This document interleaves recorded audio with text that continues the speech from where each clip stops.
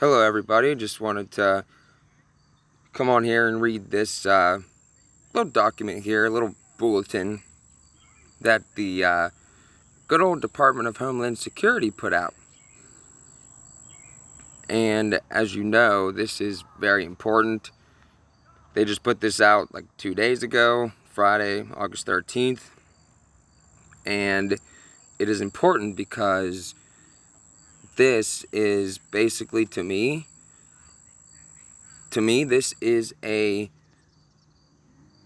not only a declaration of war against the American people, but also an admission that they're planning some kind of false flag operation. So, it's not very long. We're just going to go down through here and we're going to read this off. I was going to wait to put this in like an actual video that I'm going to do tomorrow. But I said, why wait? Why wait? Because, you know, we don't know. We don't know where we are. We only know what we know, right? Okay. Now, this is directly from the Department of Homeland Security. And someone actually emailed this to me, but it's funny because every time I find something, somebody emails me the same thing, and I'm like, okay, that means that I have to put this out. And I was reading this yesterday, and I think Susie was the one that emailed it to me after I was already reading into it, but these things just work like that. It's just how it happens. But anyway, this is the National Terrorism Advisory System Bulletin, Summary of Terrorism Threat to the U.S. Homeland. Secretary of Homeland Security has issued a new National Terrorism Advisory System Bulletin regarding the current heightened threat environment across the United States, the one that they've created. The Homeland continues to face diverse and challenging threat environment leading up to and following the 20th anniversary of the September 11, 2001 attacks, as well as religious holidays we assess could serve as a catalyst for acts of targeted violence. These threats include those posed by domestic terrorists, individuals and groups engaged in grievance-based violence, and those inspired or motivated by foreign terrorists and other malign foreign influences. These actors are increasingly exploiting online forums to influence and spread violent extremist narratives and promote violent activity. Such threats are also exacerbated by impacts of ongoing global pandemic, including grievances over public health safety measures and perceived government restrictions. Perceived government restrictions. Well, guys, that's just what you perceive. You're only perceiving that there's restrictions out there, even though there are. Right. Additional details. Through the remainder of 2021, racially or ethnically motivated violent extremists and anti-government, anti-authority violent extremists will remain a national threat priority for the United States. This is what they're able to do now since all the Q crap. This is what the Q psychological operation has done. And if you can't see that, then I can't help you. I'm sorry. But most of you see that because we're all on the same page. These extremists may seek to exploit the emergence of C19 variants by viewing the potential reestablishment of public health restrictions across the United States as a rationale to conduct attacks. Pandemic-related stressors have contributed to increased societal strains and tensions, driving several plots by domestic violent extremists, and they may contribute to more violence this year. Additionally, leading up to the anniversary of the 9/11 attacks, Al-Qaeda in the Arabian Peninsula recently released its first English-language copy of Inspire magazine in over 4 years, which demonstrates that foreign terrorist organizations continue efforts to inspire U.S.-based individuals susceptible to violent extremist influences. We saw this same rhetoric right before 9/11. Remember, whenever Bill Cooper literally called 9/11 3 months before it happened, because of stuff like this. Oh, it gets better, guys. It gets better. You just wait. Historically, mass casualty, domestic violent extremist attacks linked to RMVEs have targeted houses of worship and crowded commercial facilities or gatherings. Some RMVEs advocate via online platforms for a race war and have stated that civil disorder provides opportunities to engage in violence and furtherance of ideological objectives. The reopening of institutions, including schools, as well as several dates of religious significance over the next few months, could also provide increased targets of opportunity for violence though there are currently no credible or imminent threats identified to these locations. And they admit that there are no credible or imminent threats, but they release this anyway. You have to ask yourself why.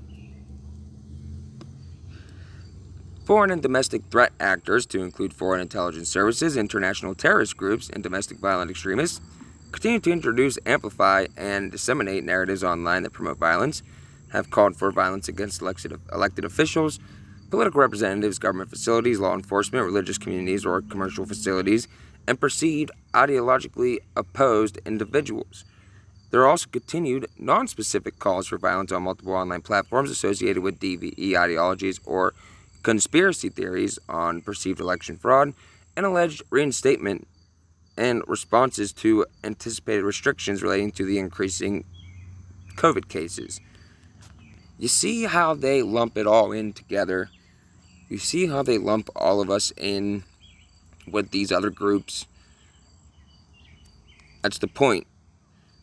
Ideologically motivated violent extremists, fueled by personal grievances and extremist ideological beliefs, continue to derive inspiration and obtain operational guidance through the consumption of information shared in certain online communities. This includes information regarding the use of improvised explosive devices and small arms. Violent extremists may use particular messaging platforms or techniques to obscure operational indicators that provide specific warning of a pending act of violence. Law enforcement have expressed concerns that the broader sharing of false narratives and conspiracy theories will gain traction in mainstream environments, resulting in individuals or small groups embracing violent tactics to achieve their desired objectives. With a diverse array of threats, DHS is concerned that increased outbreaks of violence in some locations, as well as targeted attacks against law enforcement, may strain local resources. Pay attention to the language here. Nation-state adversaries have increased efforts to sow discord. For example, Russian, Chinese, and Iranian government-linked media outlets have repeatedly amplified conspiracy theories concerning the origins of C-19 and effectiveness of V, as marks, or at juice, as Days would say, in some cases, amplifying calls for violence targeting persons of Asian descent. When have you ever heard anybody even say any of that? How we are responding. DHS will continue to identify and evaluate calls for violence, including online activity associated with the spread of disinformation, conspiracy theories, and false narratives by known or suspected threat actors, and provide updated information as necessary. DHS continues to encourage the public to maintain awareness of the evolving threat environment and report suspicious activities. DHS is coordinating with state and local law enforcement and public safety partners to maintain situational awareness of potential violence in their jurisdictions and maintain open lines of communication with federal partners. That sentence right there, that paragraph right there, just that is National Police Force. DHS is also advancing authoritative sources of information to debunk and, when possible, preempt false narratives and intentional disinformation, and providing educational materials to promote resilience to the risks associated with interacting and spreading disinformation, conspiracy theories, and false narratives. As in, they're about to turn it up.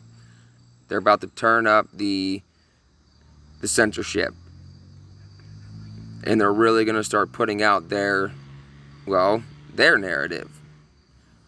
More broadly, DHS remains committed to identifying and preventing terrorism and targeted violence while protecting the privacy, civil rights, and civil liberties of all persons. That's the biggest lie I've ever heard in my entire life.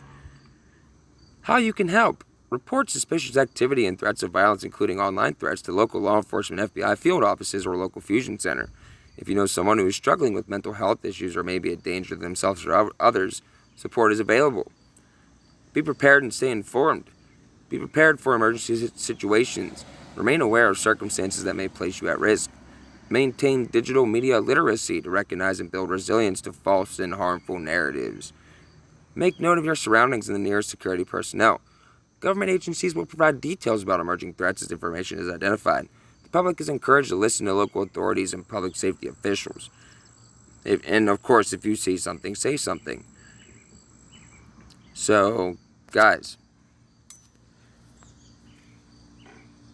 what do you make of all this? Huh? This is literally a loaded bulletin. Loaded isn't even the word for it. This is more than loaded. This is, and think about the testing of the National Emergency Alert System. Think about just all of it. And now take this into consideration. They lump us all in. They're playing divide and conquer. They're doing a lot of things with this. So, with that, I will tell you to please, please, please stay on top of it. Stay on top of it. Understand where we are.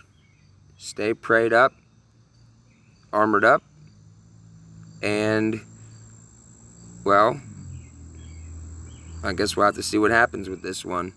God bless you all.